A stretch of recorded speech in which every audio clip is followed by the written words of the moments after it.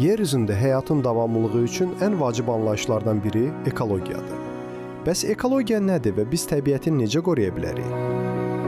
Ekologiya canlıların, insanların, heyvanların, bitkilərin və mikroorqanizmlərin bir-biri ilə və ətraf mühitlə qarşılıqlı əlaqəsini öyrənən elmdir. Bu elm bizə təbiətdəki tarazlığın necə qorunduğunu izah edir.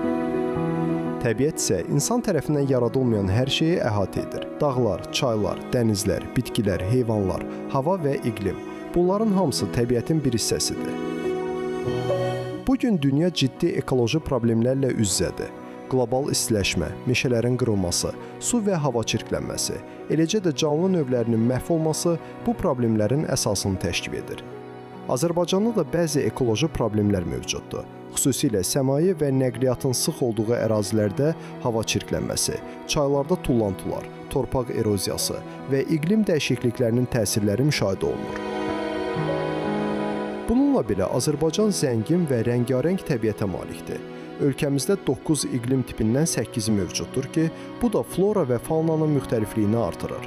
Böyük Qafqazın uca dağları, Göygölün kristal təmiz suları, Lənkəranın rütubətli subtropik meşələri və Xəzər dənizinin sahilləri Azərbaycanın təbii gözəllikləridir. Ölkəmiz zəngin biomüxtəlifliyi ilə seçilir. Burada minlərlə bitki növü, eləcə də Qafqaz bəbiri və ceyran kimi nadir heyvanlar yaşayır.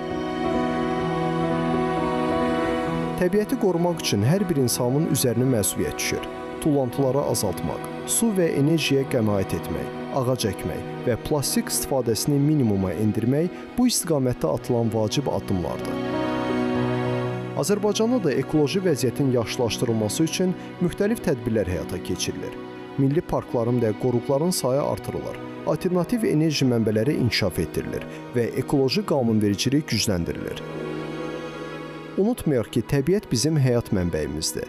Onu qorumaq isə hər birimizin borcudur.